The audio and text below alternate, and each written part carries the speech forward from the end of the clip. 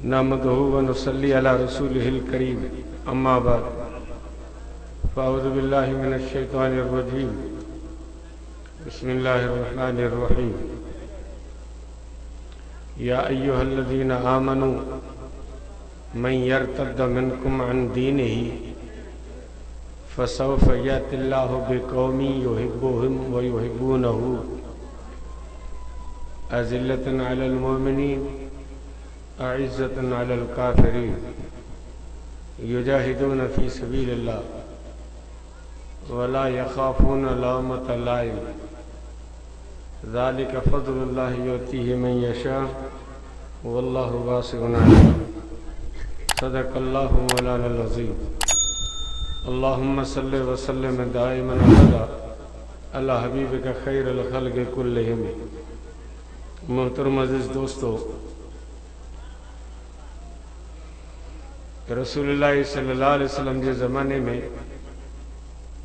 पाण सगोरा हयात हुआ, सहाबा किराम जी मुक़द्दस जमात मौजूद हुई। उन टाइम में कुरान शरीफ जी आयत नाज़िल थी, उहा हीअ, ऐं ईमान वारो जेकॾहिं तमाम जा के माण्हू इस्लाम छॾे मुर्तद थी वञनि त आऊं रब इन्हनि मुर्तदनि खे ख़त्म करण लाइ पंहिंजा ख़ासि ऐं महबूब तरीन इंसान मैदान ते आणींदुसि। मुर्तदनि सां झेड़े करण लाइ, मुर्तदनि खे ख़त्म करण लाइ अल्लाह ताला फरमाए थो त आऊं उहे माण्हू मैदान ते आणींदुसि जेके मुर्तदनि खे ख़त्म कंदा। उहे माण्हू जेके आऊं मैदान ते आणींदुसि उन्हनि सां मूं रब जी मुहबत आहे, मुंहिंजा महबूब तरीन बाना आहिनि ऐं उन्हनि जी बि मूंसां मुहबत आहे।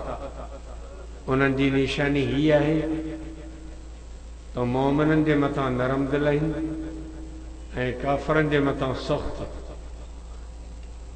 उन्हनि जी निशानी हीअ आहे त हुननि में जिहाद जो जज़्बो तमामु घणो हूंदो, जिहाद जो ऐलान कंदा ऐं जिहाद जे ऐलान करण खां पोइ पंहिंजा मलामत कंदा, पंहिंजा जिहाद खां रोकींदा। पर उहे जिहाद वारे नारे ते एॾा त मज़बूत हूंदा जो कंहिं ताने ॾियण वारे जे ताने ऐं मलामत करण वारे जी मलामत जी परवाह न कंदा, एसि ताईं जो फितननि जो दरवाज़ो वञी बंदि थिए। अहिड़नि माण्हुनि खे मैदान ते आणण, इहो मूं अल्लाह जे तरफ़ खां ख़ुसूसी फज़ल ऐं महिरबानी हूंदी। क़ुरान शरीफ़ जी आयत नाज़िल थी त भई उहो ज़मानो ईंदो जंहिंमें माण्हू मुर्तद थींदा ऐं उन्हनि मुर्तदनि खे पादरनि हणण लाइ अल्लाह ताला फरमाए थो आऊं पंहिंजा प्यारा बाना मैदान ते आणींदुसि। हाणे सवाल इहो थो पैदा थिए त इहे मुर्तद कॾहिं पैदा थींदा? क़ुरान उहा तारीख़ ऐं डेट कोन ॿुधाई ऐं इन्हनि मुर्तदनि सां झेड़ो केरु कंदो, मुर्तदनि खे पादर केरु हणंदो? जेको अल्लाह जो महबूब तरीन इंसान बनबो, उन माण्हू जो नालो बि क़ुरान शरीफ़ आउट कोन कयो। उहो माण्हू केरु आहे जेको जिहाद कंदो मुर्तदनि सां? ॻाल्हि राज़ में रही। इहो ईअं आहे जीअं ख़ैबर जी जंग में सन 7 हिजरी जे मौक़े ते 6 किला यहूदियुनि जा फतह थी चुका हुआ, हिकिड़ो किलो रहियल हो। रसूलुल्लाह सल्लल्लाहु अलैहि वसल्लम शाम जो ऐलान कयो लओतियन्न रायत गदन रजुलन युहिब्बुल्लाह व रसूलहु व युहिब्बुहुल्लाह व रसूलहु। सुभाणी झंडो ऐं उन माण्हू खे ॾींदुसि जेको अल्लाह ऐं अल्लाह जे रसूल जो महबूब तरीन इंसान आहे। यफ्तहुल्लाहु अला यदैहि, उन माण्हू जे हथ ते ख़ैबर जो किलो फतह थींदो। रसूल ऐलान कोन कयो त आऊं झंडो कंहिं माण्हू खे ॾींदुसि, उन जो नालो रसूल कोन ॿुधायो। रसूल सिर्फ़ु ऐलान कयो त सुभाणे झंडो उन माण्हू खे मिलंदो जंहिंजे हथ ते ख़ैबर फतह थींदी। फबातन्नास यदुकुन अय्युहुम याताहा। सॼी राति सहाबा पाण में कचहरी कई त इहो झंडो ख़बर न आहे कंहिंखे थो मिले, ऐं हर हिकु सहाबी दिलि में ख़्वाहिश ऐं तमन्ना कई त इहो झंडो मूंखे मिले त आऊं इन महबूब तरीन इंसान बणिजां। अल्लाह जे रसूल जो इहो एज़ाज़ मूंखे मिले। हर माण्हू जी इहा तमन्ना हुई त झंडो मूंखे मिले।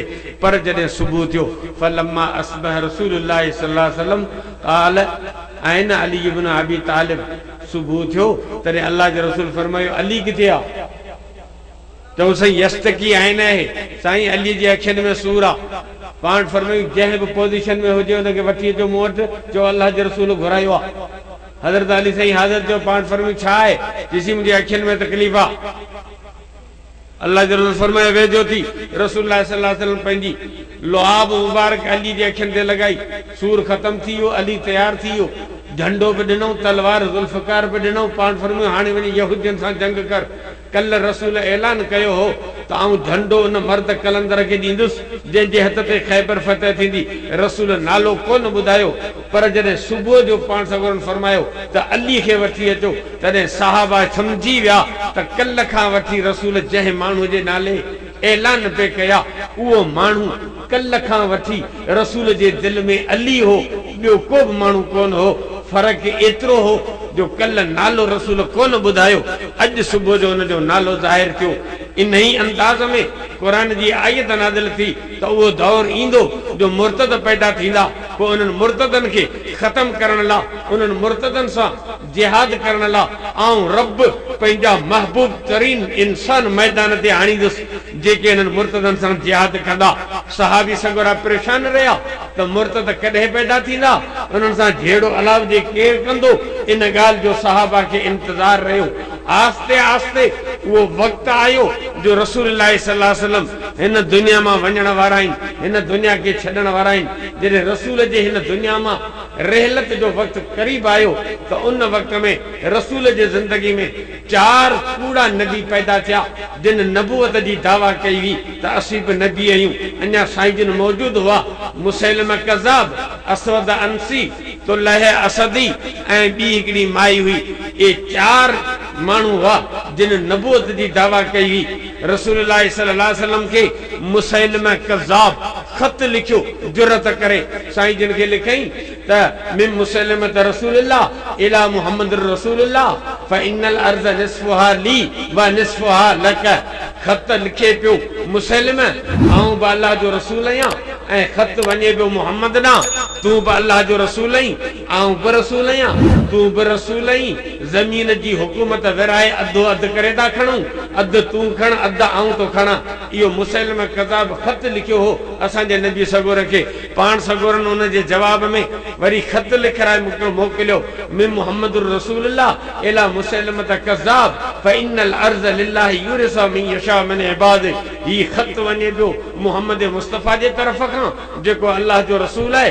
ख़त वञे पियो मुसैलमा ॾांहुं जेको कूड़ो आहे, ऐं सचो नबी आहियां, तूं कूड़ो नबी आहीं। ज़मीन न का तुंहिंजी आहे न का मुंहिंजी आहे, ज़मीन जो वारस रब जी ज़ात आहे, ऐं जंहिंखे रब वणे त के ज़मीन जो वारस बनाए। हिन वक़्तु रूए ज़मीन ते रहमतुल आलमीन जी नबूवत ऐं शरीयत ऐं हुकूमत आहे। तुंहिंजो हिन में अचे न को वञे, तूं भाईवार नथो थी सघे। कुरान में ऐलान करे छॾियो अल्लाह इन्नल अर्ज़ लिल्लाहि युरिसा मन यशा मिन इबादी। ज़मीन जो वारस केरु आहे? अल्लाह। पोइ तुंहिंजे गाॾी ते छा लिखियो पियो आहे? तुंहिंजे गाॾी जे पुठियां लिखियो पियो आहे न, हा शीशे ते हिकिड़े पासे कुरान में बसि ज़मीन जो वारस अल्लाह आहे। रसूलुल्लाह सल्लल्लाहु अलैहि वसल्लम हज़रत मुआज़ बिन जबल खे घुरायो। पाण फरमायो ये फौज वठ वञ असवद अंसी सां जिहाद कर। रसूल जे हुक्म सां हज़रत मुआज़ बिन जबल रज़ी अल्लाह तआला अन्हु फौज वठी असवद अंसी सां जिहाद ते रवानो थी वियो। पाण सगोरन हज़रत उसामा खे घुरायो। पाण फरमायूं ही 700 सहाबा जी जमात वठ वञ शाम मुल्क जिहाद ते। हज़रत उसामा फौज वठी मदीने खां ॿाहिरि निकितो आहे।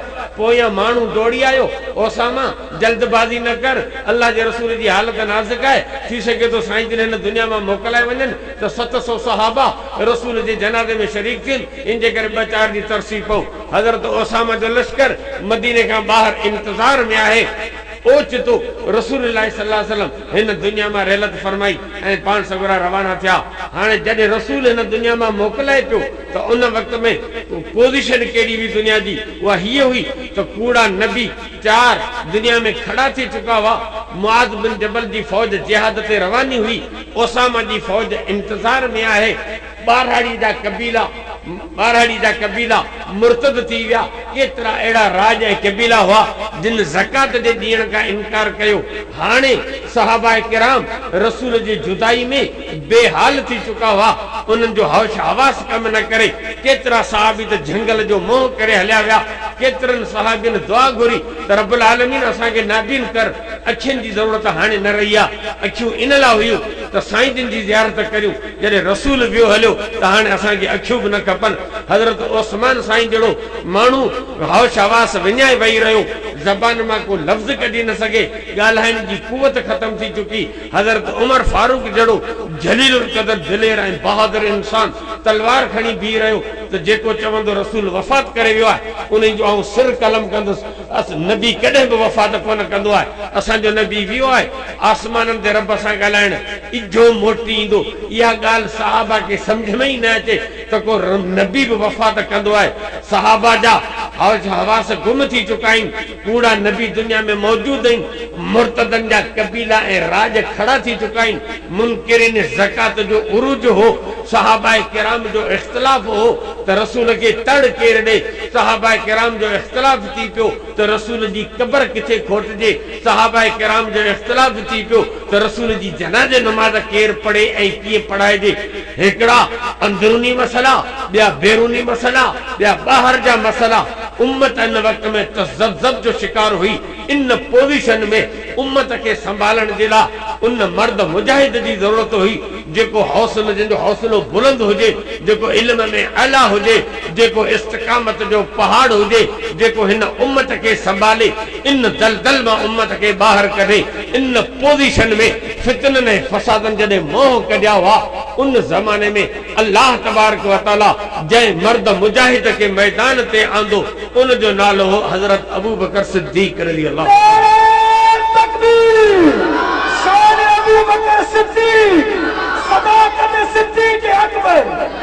अबू बकर सिद्दीक़ मैदान ते आयो। नालो अब्दुल्ला अथसि, पीउ जो नालो उस्मान अथसि। चवंदा अबू बकर अथसि। अरबी में इनखे कुनियत चइबो आहे। ॼट कोन सम्झंदा त कुनियत कहिड़ी भला।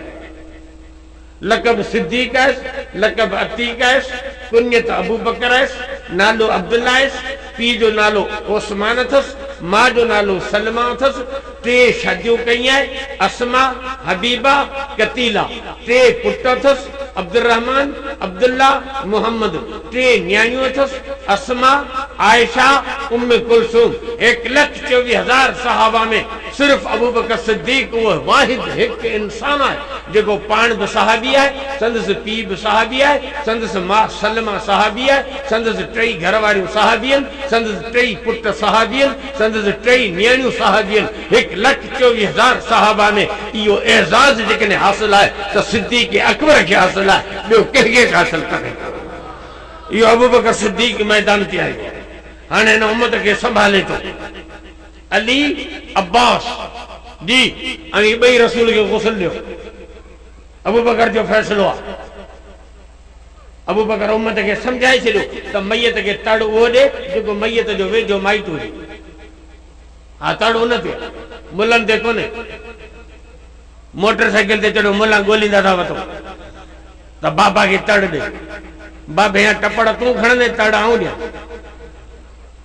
मोटरसाइकिल तो खयो, जमीन जा 4 एकड़ तो खया, पिणे जा 4 लाख बैंक में रखिया हुआसीं तो खया मुल्लो वरी तड़ दे पिणेगी तू न तो नी तुंहिंजो पुट हा मसलो शरीयत जो इहो आहे त तड़ लागू माइट ते आहे अली अब्बास तड़ दियो मसलो हल थी वियो जड़ो खत्म थी वियो अबू बकर सिद्दीक़ ऐलान कयो अल्लाह जे रसूल जी हदीस आहे पाण फरमायो नबी जिते वफ़ात कंदो आहे उते ई कब्र खोटबी आहे छो त सहाबा किराम जो ख्याल हो त रसूल खे जन्नतुल बकी में दफन करियो त सभिनी मुसलमाननि जे मथां रहमत वसे किन चयो त रसूल खे खणी हलो मके शरीफ आबाई कब्रिस्तान में दफन करियो किन चयो त रसूल खे खणी हलो शाम मुल्क ॿियनि नबियुनि सां गॾु दफन करियो हज़रत अबू बकर सिद्दीक़ फरमायो त नबी खे हेॾे होॾे न खणी हलबो जिते वफ़ात कई आहे उते ई दफन थींदो रसूल जी चारपाई जिते रखियल हुई उते ई कब्र खोटी वई आहे उते ई साईं जन खे दफन कयो वियो ऐं इहो अम्मा आयशा जो हुजरो हो जंहिंखे दुनिया अॼु गुंबद खज़रा जे नाले सां यादि करे थी इन में साईं जन जी कब्र अंबर खोटी वई जहिड़ो ख़त्म थी वियो हज़रत अबू बकर सिद्दीक़ मसलो हल कयो त नबी जे जनाज़े में इमाम कोन बीहंदो आहे छो त जिते नबी मौजूद हुजे उते इमाम पाण नबी हूंदो आहे इन जे करे बग़ैर इमाम जे 10 ॼणा हुजरे में बीहंदा वञो ऐं रसूल जी जनाज़े नमाज़ पढ़ंदा वञो रसूल जी जनाज़े नमाज़ मजा इन अल्लाह व मलाइकतो युसल्लूना अलन नबी जी आयत ऐं दुरूद इब्राहिमी रखियो वियो अल्लाहुम्मा फ़ल्लि हय्यना व मय्यतना वारी दुआ कैंसिल कई वई छाजे करे त अल्लाहुम्मा फ़ल्लि हय्यना व मय्यतना इहा दुआ मग़फ़िरत आहे इन जो मतलब ही आहे त जेके ज़िंदा आहिनि उहे अल्लाह साईं खे अर्ज़ पिया कनि त रब हीअ असांजो मय्यत पियो अचे इनखे तूं माफ़ कॼी मय्यत हुजे रसूल जे ज़ात जो उन लाइ दुआ घुरनि उम्मती त अल्लाह साईं हिन खे माफ़ कॼी इहा दुआ कंहिं बि लिहाज़ सां मुनासिब कान हुई इन जे करे इहो त हक़ नबी खे आहे त नबी पंहिंजे उम्मत लाइ दुआ मग़फ़िरत घुरे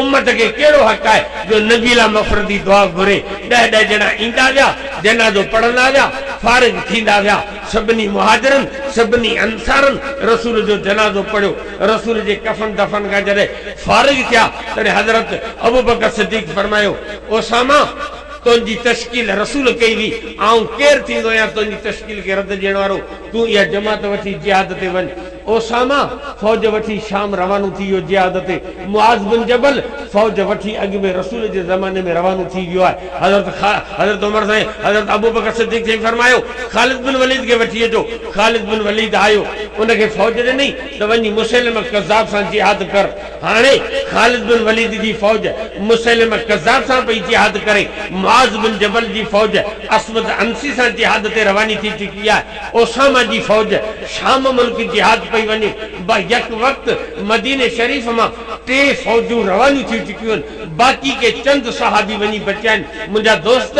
दिल ऐं जिगर जी ॻाल्हि आहे पाकिस्तान हेॾो सारो मुल्क आहे 18 करोड़ माण्हू रहनि था लखनि जे तइदाद में हिन जी आर्मी आहे पाकिस्तान जेका एटमी ताक़त आहे जेकॾहिं पाकिस्तान ते हिक ई वक़्त में इंडिया बि हमलो करे अफगानिस्तान बि हमलो करे ईरान बि हमलो करे त पाकिस्तान जहिड़ो मज़बूत तरीन मुल्क 3 महाज़न ते विड़ी कोन सघंदो इन्हनि 3 जंगियुनि जी दॿ कान झले सघंदो हज़रत अबू बकर सिद्दीक़ आहे जो 3 महाज़न ते फौजूं लड़नि पयूं हाणे मदीने में ऐलान थो करे त बाक़ी जेके सहाबा बचिया आहियो से जल्दी करियो निकिरो केर बि न वे घर में साईं छा आहे कि ॿारहाड़ी जा कबीला मुर्तद थी विया आहिनि हेॾा ज़कात जा इनकारी पैदा थिया आहिनि उन्हनि सां जिहाद करणो आहे जेॾी महिल हज़रत अबू बकर सिद्दीक़ ऐलान कयो त हाणे मुर्तदनि सां जिहाद करणो आहे तेॾी महिल सहाबा किराम खे हीअ क़ुरान जी आयत यादि आई त कल्ह क़ुरान ऐलान कयो हो त उहो ज़मानो ईंदो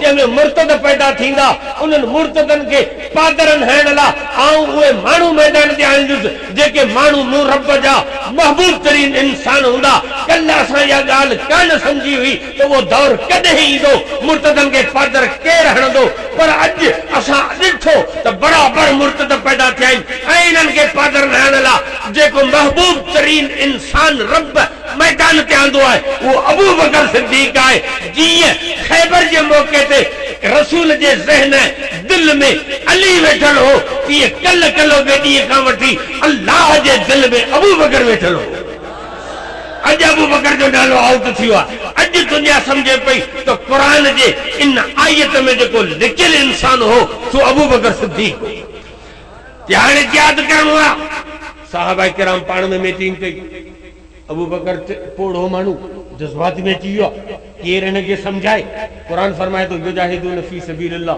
वला यखाफून लौमत लाइम जिहाद जो ऐलान कंदा को पंहिंजा वरी रोकींदा मलामत कंदा बहाना ॾींदा छो त जिहाद हिकिड़ी शइ अहिड़ी आहे हज़रत अबू बकर सिद्दीक़ ऐलान कयो जिहाद जो सहाबा मीटिंग कई आहे त अबू बकर खे समझायो त हो टे फौजूं जेके महाज़म ते लड़न पियूं उहे मोटी अचनि तंहिंखां पोइ चौथे नंबर ते पाण जिहाद कंदासीं हिन वक़्त जेकॾहिं जिहाद जो ऐलान थियो बाक़ी बचियल कुचियल सहाबी बि मदीने मां निकिरी विया तो मदीनो खाली थी वेंदो दुश्मन मौके जो फ़ाइदो वठी जेकॾहिं मदीने ते हमलो करे त औरतनि जो दिफ़ा केरु कंदो अबू बकर खे थधो करियो सभिनी गॾिजी हज़रत उमर साईं खे मोकिलियो हज़रत उमर साईं आयो आहे हज़रत अबू बकर खे थधो करण अबू बकर जल्दबाज़ी न कर तू मुनकिरी ने ज़कात सां जिहाद तो करी कुरान के मञीनि था नमाज पढ़नि था रोज़ो रखनि था नबी ते कलमो पढ़नि था तो उन्हनि सां कीअं थो जिहाद करी तंहिंखां पोइ मुर्तदनि सां जिहाद तो करी चवंदा फौजूं निकिरो ऐं मदीनो खाली थी वेंदो पोइ औरतनि जो दिफ़ा केरु कंदो सब्र कर जेसीं उहे फौजूं मोटी अचनि ये हज़रत उमर साईं थधो करण आयो आहे कुरान फरमाए तो मलामत करण वारा मलामत कंदा पर बाज़ कोन ईंदो अबू बकर के जॾहिं हज़रत उमर साईं समझाए दंग कयो तॾहिं हज़रत अबू बकर सिद्दीक़ जज़्बात में अची वियो कि रजो तो नसरतक व जेतनी ले खुज़लानिक अजब्बारुन फिल जाहिलियत व खवारुन फिल इस्लाम है हात मज़न नबियो वन कतल वहयो व तम्मद दीन युनकसु व अनहयुद वल्लाहि लो मनउनी इकालन कानू यो अद्दुनहु इला रसूलिल्लाह लकातलतहुम चई ऐं उमर मूंखे आसरो इहो हो तो तू मुंहिंजी मदद कंदे पर उल्टो तू मूंखे बि बुज़दिल बनाइण अची वेठो हुई जॾहिं काफ़र हुई तॾहिं दिलेर हुई मुस्लमान थी हुई तो बुज़दिल थी पियो हाय अफ़सोस अबू बकर छा करे नबी वियो हलियो दीन कंप्लीट थी वियो माण्हू रसूल जे दीन ते हमला कनि अॼु ज़कात जो इनकार कयो आहे इन्हनि खे पादर न हणंदुसि त सुभाणे नमाज़ जो इनकार कंदा पोइ वरी अॻिते वधंदा पोइ रसूल जो दीन रांदी कहिड़ो बणिजी वेंदो इन जे करे तव्हां जेकॾहिं मुंहिंजो साथ न बि ॾींदा त अबू बकर अकेलो बि जिहाद ते वेंदो पर मुड़ंदुसि कोन जिहाद जो नारो है तो कुरान फरमायो मजबूत थी जिहंदा मुड़ंदा कोन थोड़ी देर खां पोइ सहाबा अखियुनि सां ॾिठो त हज़रत अबू बकर सिद्दीक़ रज़ी अल्लाह ताला अन्हु तलवार खणी घोड़े ते चढ़ी जिहाद जो नारो हणी मदीने जी बाज़ार में निकितो त जेकॾहिं तव्हां नथा हलो त आउं अकेलो वञा पियो जिहाद ते सहाबी परेशान थी विया त अमीरुल मोमिनीन अकेलो जिहाद ते पियो वञे आहे बि जज़्बात में हाणे इनखे मोटाए केरु सभिनी चयो त हाणे जेकॾहिं मोटाईंदो त अली मोटाईंदो बाक़ी ॿिए कंहिं में ज़रूरत कोन्हे हज़रत अली साईं खे मोकिलियो त अबू बकर खे मोटाए हज़रत अली साईं दौड़ंदो अचे हज़रत अबू बकर सिद्दीक़ रज़ी अल्लाह ताला जे घोड़े जे वाग में पकड़े हथ विझी छा थो चवे थो ला अक़ूलु लक इल्ला मा क़ाल लक रसूलुल्लाह यौम उहद शिम सैफक वरजे इलल मदीना फवल्लाहि ला ववल्लाहि इन फजैना बिक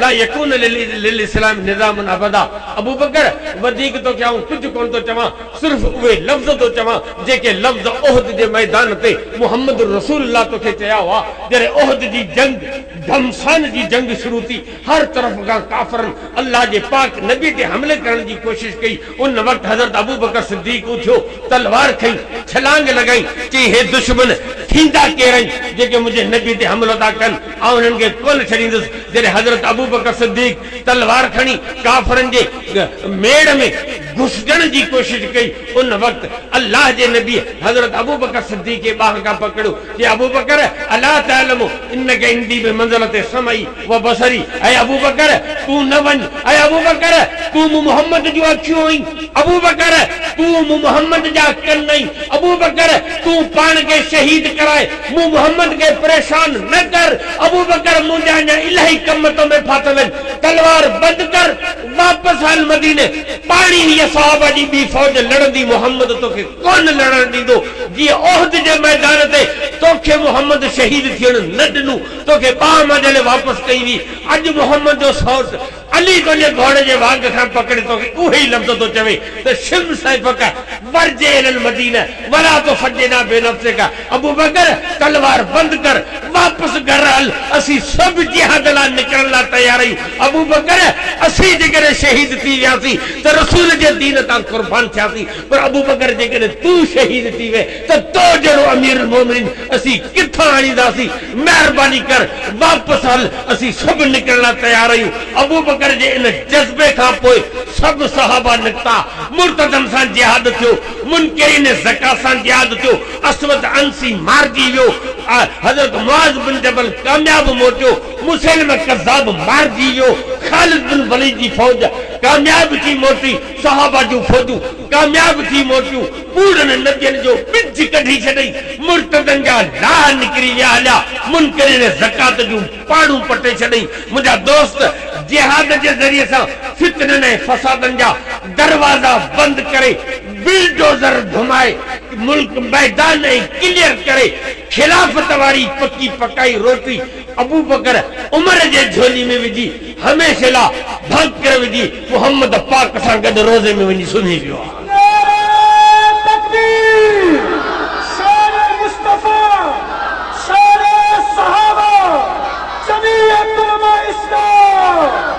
झेड़ो लगो पिया झेड़ो रसूलुल्लाह सल्लल्लाहु अलैहि रोज़े पाक में चईन कबरनि जी गुंजाइश आहे।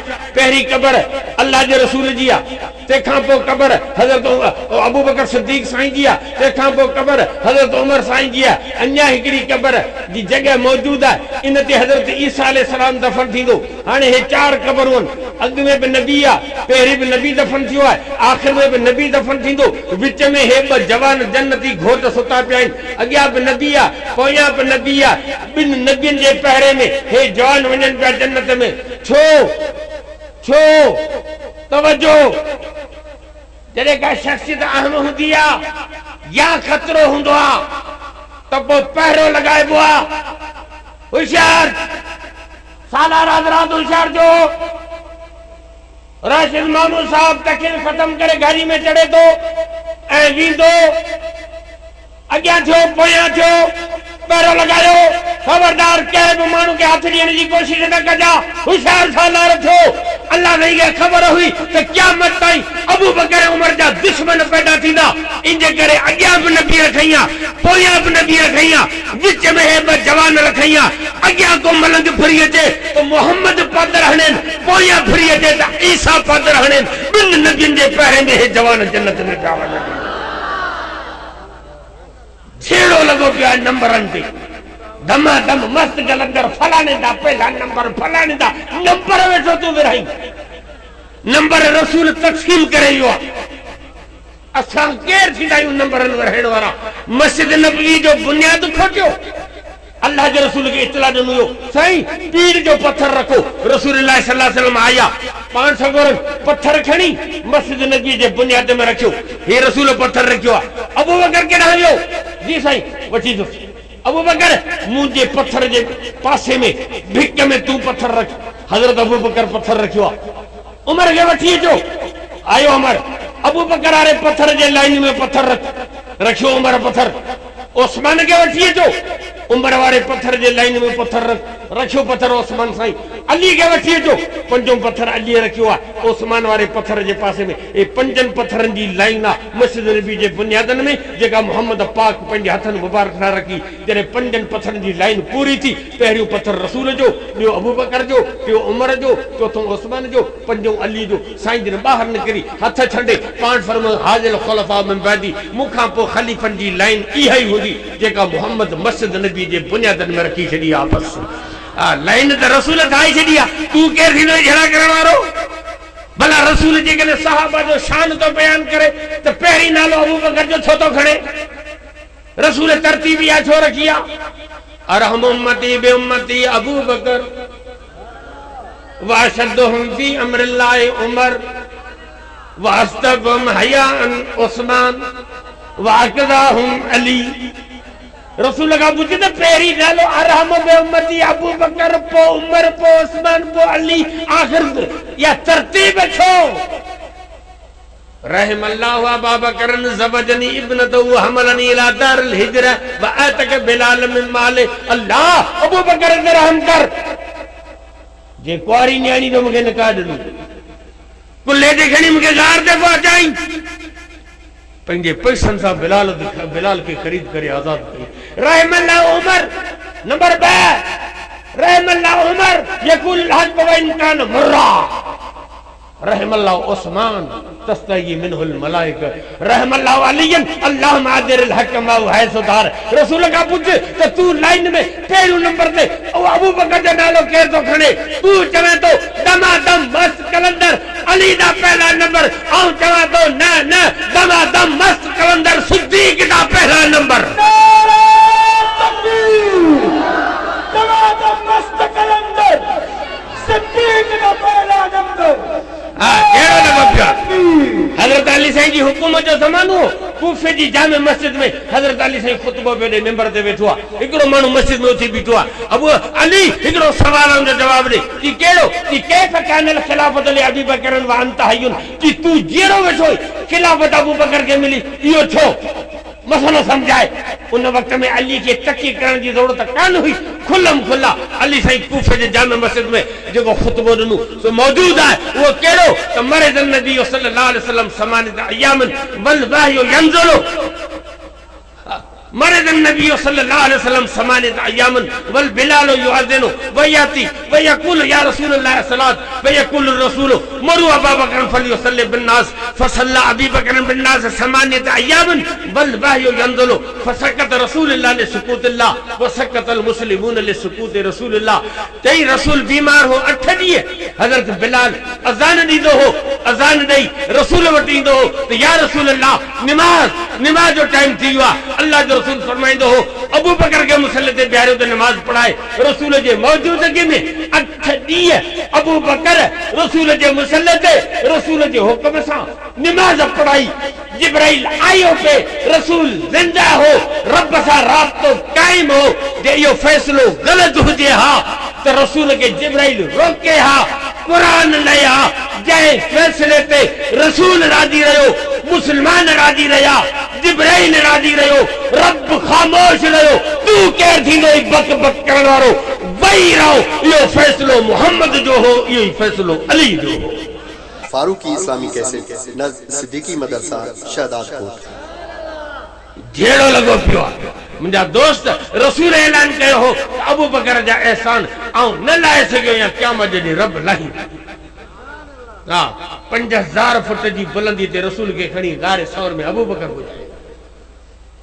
हाजी असांजा पाकिस्तानी हाजी वेंदा आहिनि हज ते, पोइ वरी वेंदा आहिनि ज़ियारतूं करण जबल सौर ते। असांजा हाजी जबल सौर ते वेंदा आहिनि ज़ियारत करण, पोइ जबल सौर जे पहाड़ में बीठा हूंदा, पोइ हिकिड़ी अखि पूरी छॾींदा, हाणे वञ मथे अड़ी चढ़ त ख़बर कोन्हे, अकेलो कोन चढ़ी सघंदे, कुर्बान वञा सिद्दीक तुंहिंजे कदमनि तां तो साईं जन खे कुल्ले ते खणी गार ते पुॼायो आहे।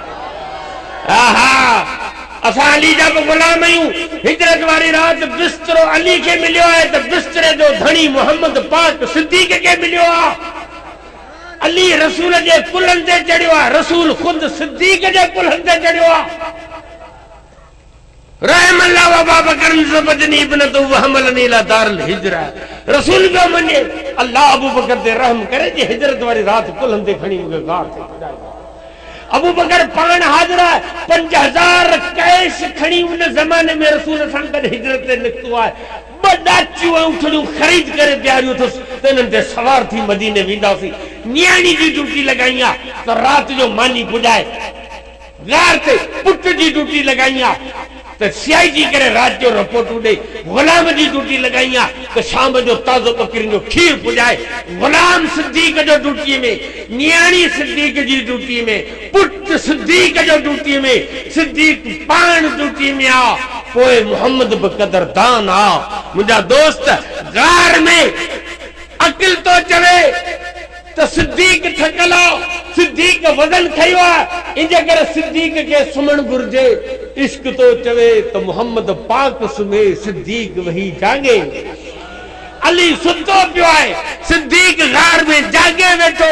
हली सुतो पियो चई हा छो चई काफरन जो अमानतूं सिद्दीक जागे वेठो हाओ चई झोली में रब जुल जलाल जी अमानत है सिद्दीक नंद कीअं करे हा नांग ॾियो त लुड़क रसूल जे चेहरे ते किरिया आदम खां ईसा ताईं सभु नंढी रुना कंहिंजा लुड़क ज़मीन ते किरिया कंहिंजा लुड़क मुसले ते किरिया कंहिंजा लुड़क गलनि ते किरिया कंहिंजा लुड़क ॾाही ते किरिया कंहिंजा लुड़क झोली में किरिया काइनात में सिर्फ़ सिद्दीक उहो हिकु इंसान आहे जंहिंजा लुड़क मोहम्मद पाक जे चेहरे मुबारक ते किरिया इहो मामूली चेहरो कोन हो इहो उहो चेहरो आहे जंहिंजा क़ुरान में रब कसम खणे इहो उहो चेहरो आहे सम्झो थी नी जंहिंजे रब ज़िंदगी में कॾहिं मख खे बर्दाश्त कोन कयो उन चेहरे ते सिद्दीक जा लुड़क किरिया छो त सिद्दीक जा लुड़क उन वलवले उन जज्बे उन सोज़ वारा हुआ इन जे करे रब उनके मकाम बि आला नसीब करे छॾियो हा सिद्दीक पाण हाज़िर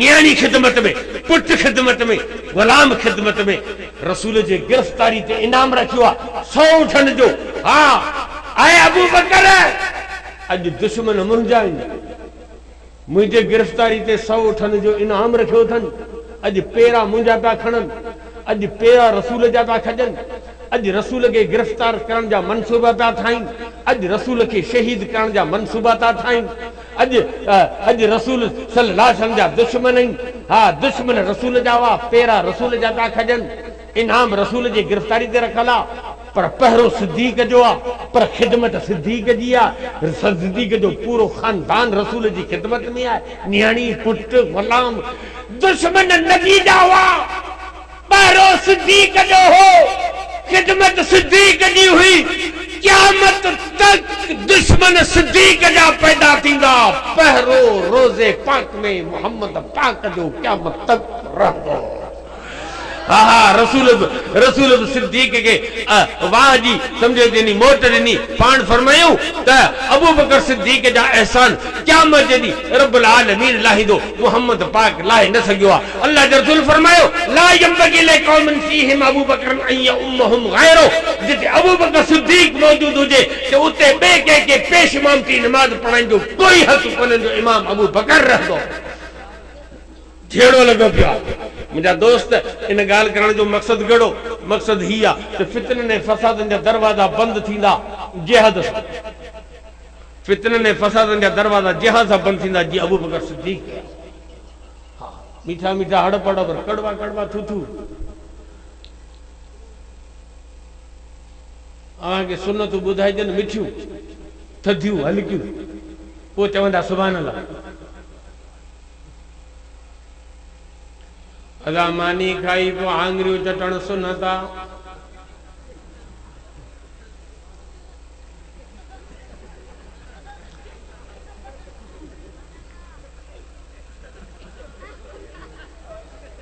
पंज आंगरियूं कस्टर्ड में बोड़ियो हुयो वात में वेठो विझे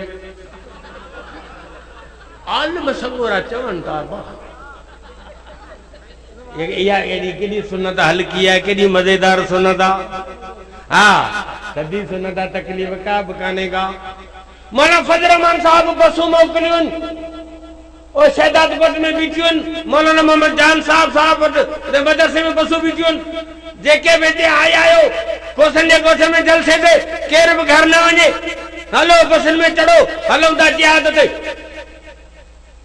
अमेरिका जे गड्डी ते ईरान जो दिमाग खराब थियो ने के पादर आने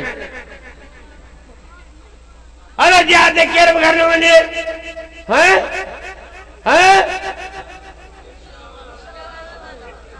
हे मुल्ला माराइंदा खबरदार फितनन ऐं फसादन जा दरवाजा जिहाद सां बंदि थींदा ऐं अल्हम्दुलिल्लाह जिहाद ऐं मुजाहिदन जी जमात ये जमियत उलमा इस्लाम देवबंदी जमात आहे हाँ तभी मत करे वही उन्हनि खे दो मिठो पुटन के न तो यूं हलवा खाओ तभी मुअलन जा खत्म आ जो असां कल भी मुआसी अज भी मरूं पिया